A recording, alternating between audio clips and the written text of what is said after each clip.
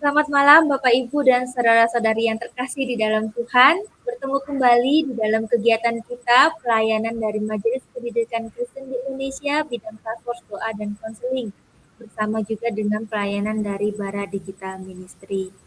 Bapak Ibu, kalau beberapa Jumat yang lalu kita sempat membahas mengenai topik hati yang murni, cinta yang benar, maka pada malam hari ini kita akan berbincang-bincang mengenai tantangan yang kerap dihadapi oleh anak-anak kita, remaja-remaja dan pemuda di dalam memilih hidup yang kudus, terutama di dalam hal berelasi.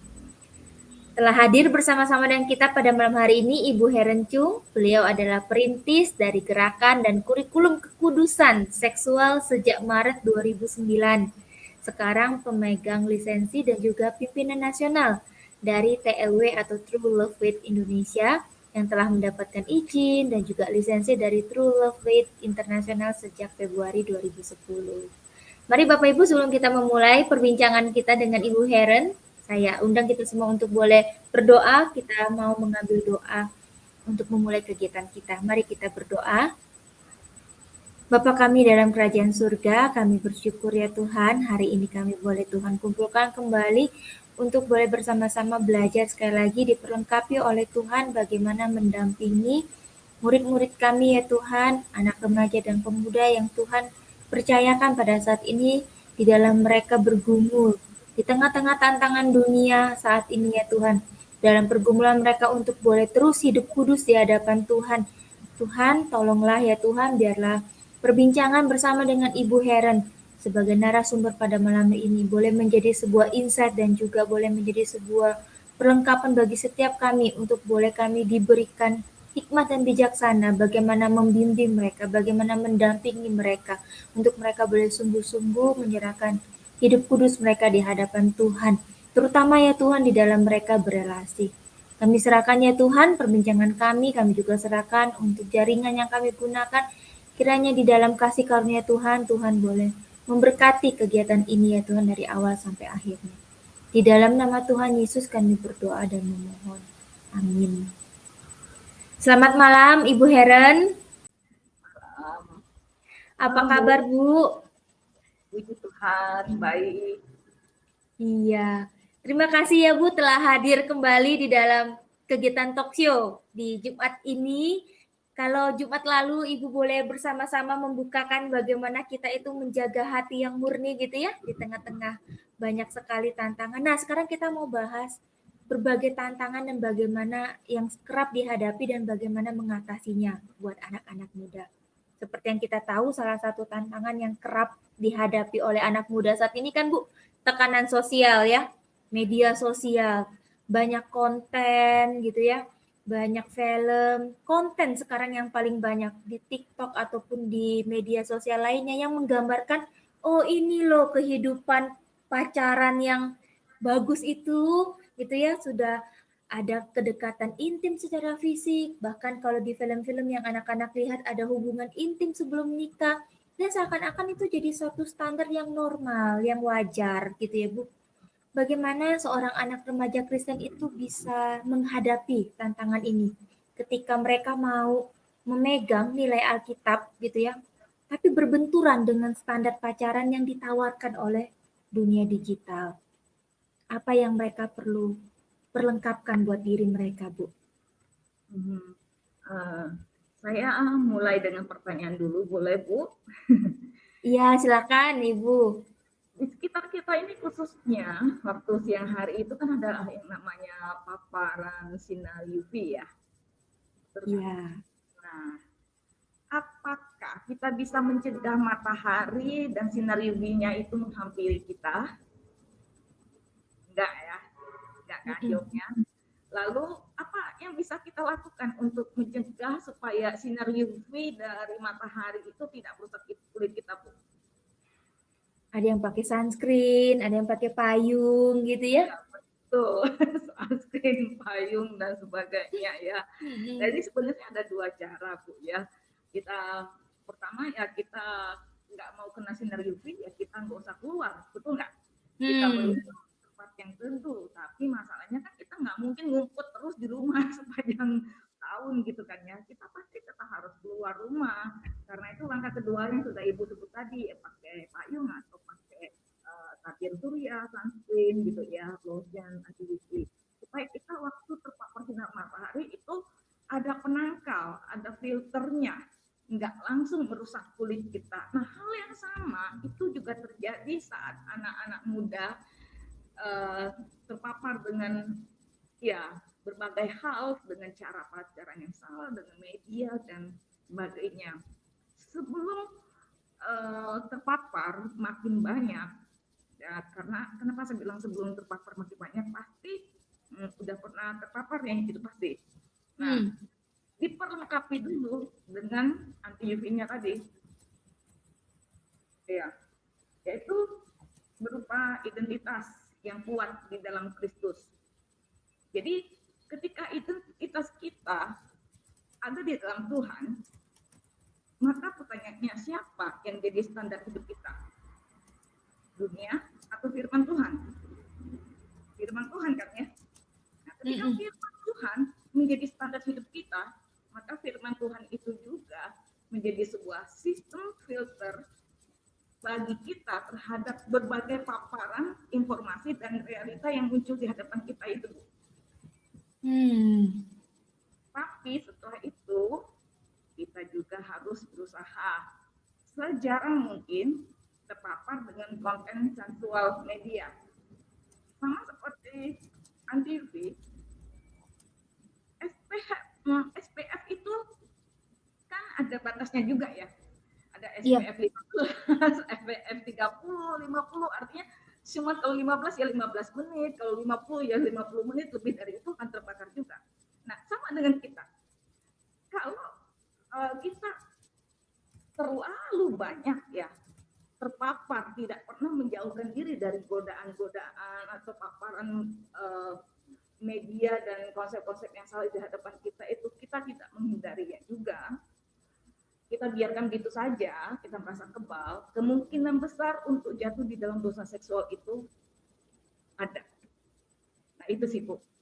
Jadi kita harus punya batasan, tapi kita juga harus punya filternya. Dunia digital menjual versi cinta yang instan, yang sensasional. Oke, kita lihat itu, tapi Alkitab itu mengajarkan kita cinta yang rela berkorban, sabar, yang bertanggung jawab. Jadi remaja itu perlu sadar bahwa normalnya dunia itu tidak sama dengan normal di hadapan Tuhan. Dan cara menghadapinya tadi, satu, perkuat identitas kita sebagai anak Tuhan. Yang kedua, kita selektif terhadap konten, ya, yaitu yang tadi menghindar tadi ya. Terus yang ketiga, yang belum saya sebut, kita perlu cari komunitas iman yang mendukung dengan nilai yang sama. Kalau kita hidup di tengah komunitas yang menyukai hal-hal sensual, itu sama juga bohong, ya, karena kita akan menjadi lebih mirip mereka. Jadi standar dunia itu berubah setiap tren, tetapi standarnya Tuhan itu tidak berubah. Karena itu kita harus pakai standarnya Tuhan selalu, karena kita tahu identitas kita. Itu sih Ibu. Jadi memang perlu ada suatu pengertian bahwa identitas kita itu bukan ditentukan dari apa yang kita lihat, tapi ditentukan dari apa yang dikatakan oleh firman Tuhan ya. Dan harus ada batasan, menjaga juga ya terpaparnya itu. Dan juga filter-filter tadi ya Bu ya. Nah, kerap kali Bu Heren di dalam prakteknya anak-anak kita ini, anak-anak remaja ini mengerti kan ya, tahu gitu kan ya. Tapi waktu diperhadapkan gitu ya, dengan kondisi yang akhirnya memang tadi kritis lah kalau kita bilang gitu ya. Mereka itu seringkali berkata kayak kaku, susah untuk mengkomunikasikan, nggak tahu mau ngomong apa kalau diminta sesuatu yang misalnya mereka tahu itu nggak boleh, apalagi dalam hal-hal yang kita sedang bicara relasi ini. Bagaimana Bu cara remaja kalau ada hal-hal praktis mereka dapat mengkomunikasikan waktu mereka mau menjaga batas kekudusan yang mereka percaya bahwa itu nggak boleh, tapi ya gitu ya, waktu teman, menggoda waktu pacar, mencobai gitu ya, mereka tuh bisa berkata, apakah ada satu kalimat atau ada satu insight untuk mereka tuh bisa, oh berarti kalau nanti aku digoda, aku tuh perlu ngomong kayak gini nih. Yang tetap menyatakan kasih dan pengertian, tapi juga tetap strict sama tadi batasan firman Tuhan. Gimana Bu? Biasanya kaku-kakunya itu Bu ya, karena mereka ngerasa gini, kalau mereka mengungkapkan ya batasannya, mereka mengungkapkan penolakan, mereka merasa mereka akan dianggap tidak cinta, gitu ya. Kaku-kakunya tuh muncul dari situ. Nah, ini yang harus diberesin. Batasan itu bukan berarti tidak cinta. Justru karena cinta, saya ingin menjaga kamu dan menjaga diri saya. Nah, itu konsep yang harus ada dulu, berakar kuat di dalam diri mereka. Konsep ini harus disampaikan ke anak-anak muda itu sejak harus sampaikan anak muda itu sendiri kepada pacarnya dari awal pacaran, bukan nanti sudah terlalu dekat, sudah terlalu sayang baru ngomong, bukan. Jadi mereka harus ajarin, kamu harus punya konsep ini. Nanti kalau kamu udah mulai pacaran, hari pertama kedua sudah harus ngomongin nih tentang batas pacaran. Dia sudah dikasih tahu diwanti-wanti. Jadi supaya nggak bucin gitu loh Bu. Iya betul-betul. Ya dan bahasanya juga mereka harus melatih, bukan bahasa menghakimi. Oh kamu tuh begini, kamu begitu, bukan. Tetapi bahasanya itu bahasa aku. Aku memilih menjaga kekudusan karena aku menghargai kamu. Nah jadi kan pacarnya nggak ngerasa, oh kamu lakukan itu karena apa? Karena dianya jadi baper gitu ya, enggak. Tetapi karena itu, karena dianya, ya, karena dianya memilih untuk menjaga kekudusan. Dan juga harus ada ketetapan batasan konkret, misalnya dari awal tuh udah oke kita pacaran, tapi tempatnya harus di tempat yang terbuka.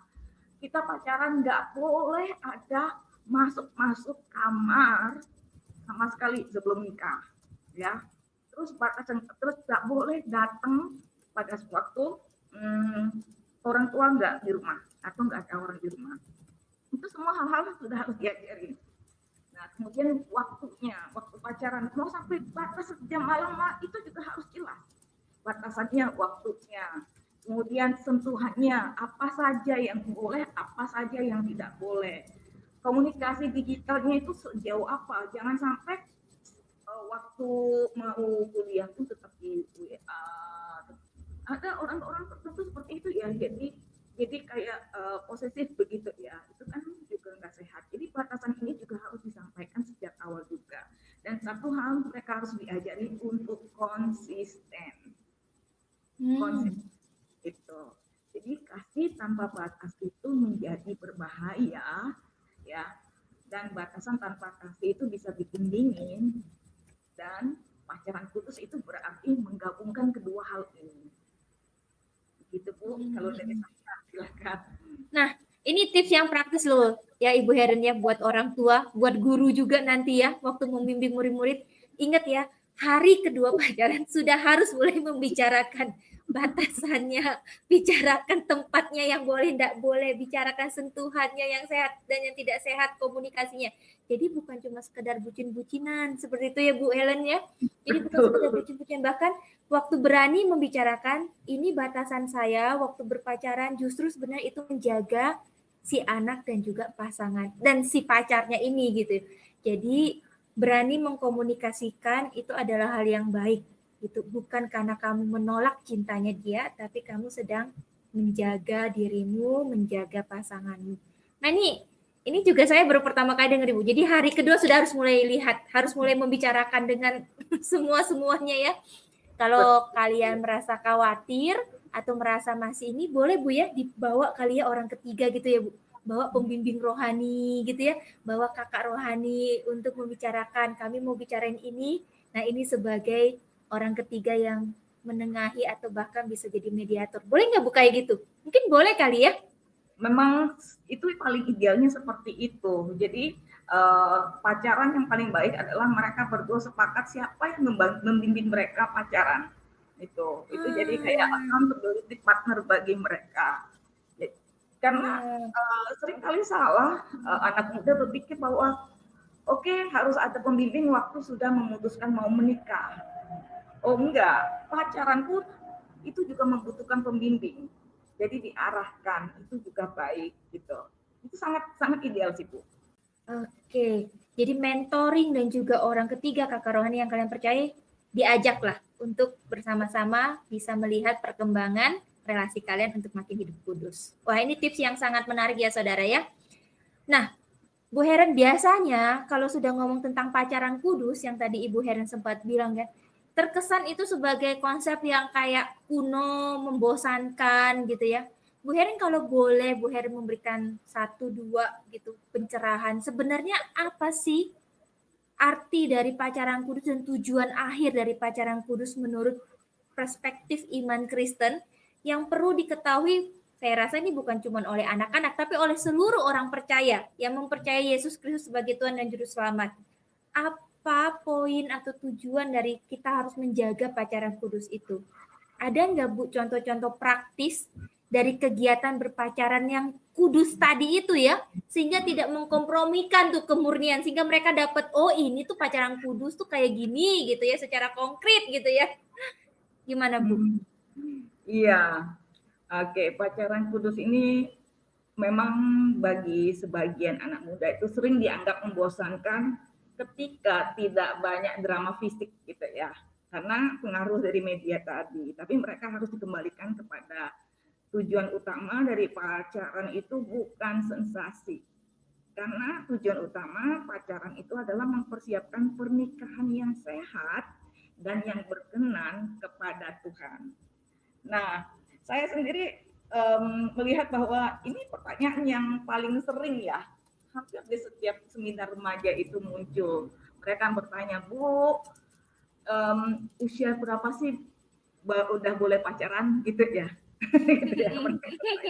Saya selalu menjawab, oke, kamu tuh pacaran tujuannya untuk apa? Untuk menikah. Jadi kalau kamu sudah siap menikah, ya sudah berpikir untuk tentang pernikahan, baru kamu mulai pacaran. Nah sekarang misalnya anak SMP tuh, anak SMP kelas 1 yang bertanya, saya akan mulai dengan bertanya ke mereka dulu, kamu rencananya kira-kira kamu akan nikah umur berapa? Oh, anak-anak muda sekarang bilang 30, bukan 25 loh. 30. Oke, 30. Sekarang umurmu berapa? Umurmu 11. 11 ke 30 itu jauh banget. Kan ya. 11 ke 30 itu jauh banget. Kamu mau pacaran selama itu. Nah, jadi diajar mereka untuk melihat bahwa memang pacaran itu tujuannya adalah untuk mempersiapkan diri ke pernikahan. Jadi tujuan akhirnya yaitu untuk membangun karakter dan kedewasaan emosional, mengenal visi hidup dan iman pasangan seperti apa, gitu. Dan melalui pacaran ini terus menjaga hati dan tubuh sebagai bait Roh Kudus. Ini justru latihan untuk menjaga kekudusan. Nah, kegiatannya seperti apa? Ya, jujur aja kalau zaman sekarang hampir semua berpikir pacaran kalau enggak, sorry, kissing itu aneh, bener nggak? Mereka bilang, pacaran kalau nggak gitu-gituan itu aneh, dan itu aneh menurut dunia itu. Tetapi bagi kita tidak aneh. Kenapa?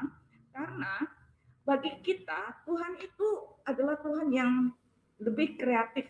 Kenapa? Kalau pacaran cuma hal-hal sensual aja berarti cuma itu. Tuhan itu lebih kreatif, lebih punya hal yang banyak untuk kita kerjakan. Kita bisa pakai waktu pacaran dengan doa dan renungan bersama. Kita bisa ngobrol, diskusi tentang nilai hidup, tentang visi masa depan. Kita bisa bicarakan banyak hal tentang keuangan. Kita bisa melakukan pelayanan bersama-sama, aktivitas sosial bersama-sama, volunteer ini dan itu, olahraga, belajar bersama, bahkan beberapa melakukan belajar untuk membangun bisnis bersama. Kemudian ada quality time kreatif juga, bisa hiking, bisa memasak, belajar skill baru, ataupun coba sama-sama ambil waktu untuk menulis jurnal hubungan, terus mereka nulis bikin gratitude jurnal pasangan. Jadi apa yang mereka syukuri tentang hubungan ini, tentang pasangan mereka, itu banyak sekali yang bisa dilakukan, Bu. Dan semuanya berkualitas. Wah, ini satu lagi ya pembicaraan talk show kita pada hari ini itu membukakan ternyata banyak hal-hal kegiatan positif yang bisa dilakukan sama pacaran. Bukan hanya sekedar duduk bareng nonton makan. Kayaknya itu tuh default banget gitu ya Bu ya, duduk bareng nonton makan gitu ya. Tapi banyak hal, membuat jurnal itu satu apa ya ide yang sangat baik ya, membuat jurnal bersama-sama, perkembangan rohani kita, ucapan syukur kita, melakukan aktivitas skill ya bersama-sama itu juga baik gitu ya. Nah, jadi rekan-rekan, anak-anak, murid-murid semua banyak sekali kegiatan-kegiatan positif yang dapat kita lakukan hanya sekedar nonton bareng, makan gitu. Jadi banyak sekali. Berbicara mengenai pacaran Ibu Heren, biasanya ini kan yang menjadi hal kekhawatiran orang tua juga ya. Orang tua kadang melihat gitu ya, anak-anak ini punya kebutuhan gitu, kebutuhan berpasangan. Tapi kadang mereka sulit untuk dapat mengenali bahwa di balik kebutuhan itu ada yang namanya takut ditinggalkan, takut ditolak gitu ya. Bagaimana orang tua dan pendidik bisa mengenali itu bahwa anak remajanya itu ada sebuah kerentanan jatuh di dalam tekanan-tekanan karena tadi takut ditolak, takut ditinggalkan sehingga akhirnya mereka nego-nego soal pelanggaran batasan kekudusan itu. Bagaimana orang tua bisa mengenali itu bahwa oh anak saya ini punya ya kerentanan ini gitu ya. Dan apa yang nanti orang tua perlu lakukan seperti itu Bu Heren. Ya, ini kita harus membereskan dulu mindsetnya kita ya. Banyak orang tua yang pikir anak-anak yang mulai menyimpang itu, remaja yang mulai menyimpang itu karena mereka nakal. Baca kan pikiran seperti itu ya. Ini harus kita bereskan dulu karena nggak selalu seperti itu. Pelanggaran itu sering terjadi ya karena ada luka, bukan sekedar nafsu, ada luka di dalam batin mereka. Banyak remaja melanggar batas bukan karena mereka tidak tahu firman, tapi karena mereka itu takut ditolak. Mungkin punya pengalaman itu, pernah punya pengalaman penolakan, takut untuk kesepian, dan mereka tuh haus dengan validasi. Nah, tanda-tandanya apa? Tanda-tanda anak yang mengalami hal seperti ini, mereka itu sangat takut untuk putus pacar atau sangat takut untuk ditinggalkan. Nah, itu sudah jadi tanda awas, gitu ya. Artinya mereka ada insecure yang besar di dalam diri mereka. Yang kedua, tanda-tandanya mereka tuh tipe yang harga dirinya rendah, selalu mencari validasi lewat pasangan. Dan yang kelihatan jelas ini juga sulit untuk berkata tidak. Semua diiya-iyain. Dan paling udah lebih ke level lebih tinggi, mereka tuh berani mengorbankan nilai demi diterima. Ya, jadi hal-hal yang mereka tahu itu melanggar nilai norma, itu moral, itu berani mereka korbankan. Untuk apa? Untuk diterima sama pasangan mereka. Ya, kalau belum punya pasangan kelihatan dari mau diterima oleh kelompok mereka. Dan ada ketergantungan emosional berlebihan. Ini kelihatan dari mana? Kelihatan dari suka ngambek, kalau misalnya pacarnya atau teman akrabnya atau gebetannya apapun yang dia suka itu lebih dekat sama yang lain atau lagi sibuk yang lain, bukan lagi dekat sama dirinya. Emosional secara emosional ketergantungannya itu terlalu berlebihan. Nah, itu Bu, yang merupakan peran dari orang tua dan pendidik, kita harus lihat, perhatikan perubahan perilaku mereka. Lalu bangun relasi yang aman, yang mereka rasa aman. Jadi bukan hanya aturan, karena sebenarnya itu yang mereka butuhkan. Dan kalau mau bertanya ke anak-anak seperti ini, kasih pertanyaan yang terbuka ya. Apa yang kamu rasakan, bagaimana. Jadi bukan interogasi, ya, bukan interogasi. Oke, seringkali remaja itu nggak butuh ceramah, mereka itu butuh pelukan emosional. Itu Bu. Cuma tanda-tanda yang Ibu Heren tadi sampaikan itu harusnya jadi satu tanda kepekaan khusus ya, tanda awas buat orang tua ya. Kok anak ini sulit berkata tidak, kok anak ini kayaknya clingy banget sama pasangannya. Itu jadi satu tanda khusus gitu ya Bu ya, bahwa ada sesuatu jangan-jangan yang bisa jadi kerentanannya mereka. Dan peranan orang tua, pendidik itu tadi ya, tidak menceramahi tapi menjadi pendengar, menjadi mentor orang ketiga itu juga bisa kan ya, pendidik sama orang tua. Nah, itu kan dukungan yang dapat orang tua berikan ya Bu, dan pembimbing rohani dan pendidik. Tiba-tiba saya boleh ya Bu bertanya satu pertanyaan terakhir ya. Apa yang sekolah Kristen bisa lakukan Bu? Apa yang sekolah Kristen bisa lakukan menurut Ibu Heren dalam pandangan Ibu sebagai uh, apa pribadi yang sangat concern ya di dalam kekudusan kehidupan anak-anak remaja ini gitu ya, yang dapat diberikan secara efektif untuk boleh membantu murid-murid dapat bertanggung jawab secara kuat gitu ya menghadapi godaan di tengah-tengah sosial. Nah, kebanyakan pacaran ini kan di sekolahan nih biasanya. Walaupun dari sekolahan, tadi ada peran orang tua. Kira-kira Bu ada nggak saran atau ada nggak masukan untuk sekolah-sekolah Kristen ketika mereka dipercayakan menjadi lembaga institusi, terus mereka mendidik anak-anak yang sedang berpacaran ini? Iya, Bu. Jujur aja, sekolah ini sebenarnya punya kesempatan saat ini ya, di masa sekolah punya kesempatan lebih besar dibandingkan orang tua, karena anak-anak lebih banyak menghabiskan waktu dengan sekolah daripada di rumah, betul nggak? Apalagi yang full day. Iya, jamnya ya betul banyak sekali. Lebih banyak berada di sekolah. Jadi memang guru di sekolah itu bisa dikatakan menjadi pengganti orang tua selama mereka di situ. Karena itu peran sekolah, khususnya untuk peran guru dulu, guru itu harus membangun relasi yang terbuka tanpa murid merasa takut dihukum. Gitu. Kalau sudah ada relasi yang terbuka seperti ini, akan lebih mudah bagi guru untuk bisa masuk, untuk bisa membantu mereka secara emosional gitu. Yang kedua, dari pihak sekolah sendiri sebagai institusi itu wajib untuk memperlengkapi mereka dengan pendidikan seksualitas Kristiani, kalau sekolah Kristen ya, yang berbasis iman, yang bukan tabu. Nah, permasalahan yang ada di sekolah-sekolah saat ini sepertinya seringkali tentang kekudusan seksual ini tidak menjadi prioritas, Bu. Jadi beberapa sekolah saya tanyain, ini berapa tahun sekali ngadain pendidikan seks? Oh, 3 tahun sekali. Ada yang bilang, oh, terakhir kali 10 tahun yang lalu. Kalau sebegitu, ada generasi yang hilang. Semestinya ini dilakukan setahun sekali, karena setiap tahun itu pasti ada murid baru yang naik dan mereka harus diperlengkapi. Karena kita tidak tahu momen mana mereka jatuh cinta dan momen mana mereka akan jatuh. Ada juga anak satu SMP, satu SMA sudah jatuh gitu kan ya. Jadi benar-benar sekolah sebagai sebuah institusi itu benar-benar harus memikirkan dan memprogramkan pendidikan seksualitas yang berbasiskan iman dan kekudusan ini. Bukan beberapa tahun sekali, setiap tahun itu harus, kalau saya melihatnya, walaupun memang dibikin variasi ya. Terus ada mentoring ataupun konseling juga tersedia bagi siswa-siswa, ada usaha untuk membangun komunitas yang sehat juga di antara murid-murid ya. Kemudian ada juga diajarkan keterampilan emosional seperti self control, assertiveness, coping skill. Itu mungkin bisa dimasukkan di dalam pelajaran life skill sekolah secara rutin. Nah, itu bentuk dukungan banyak sekali yang bisa dilakukan oleh sekolah.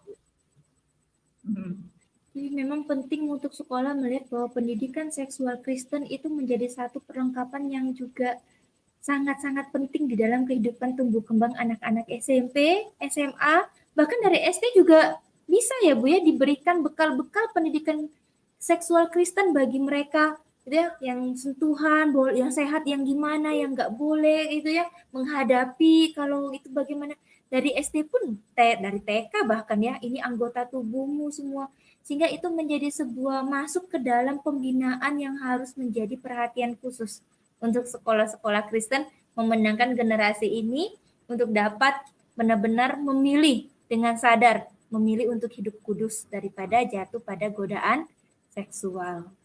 Wah, baik sekali Ibu Heren di akhir talk show ini Bu. Mungkin Ibu ada pesan atau kesimpulan yang Ibu ingin sampaikan gitu ya kepada mereka yang sedang berjuang mau tadi yang memilih hidup kudus di tengah-tengah banyaknya tantangan teman-teman, tekanan sosial, media sosial.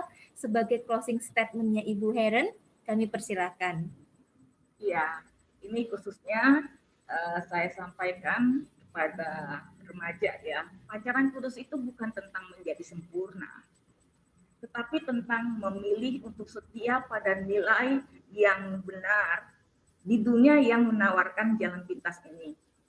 Remaja Kristen itu bukan dipanggil untuk ikut arus, tetapi dipanggil untuk menjadi terang. Dan terang tidak pernah menyesuaikan diri dengan gelap. Terang itu selalu mengubah gelap. Dan saya berharap kiranya setiap remaja itu berani mencintai dengan cara Tuhan.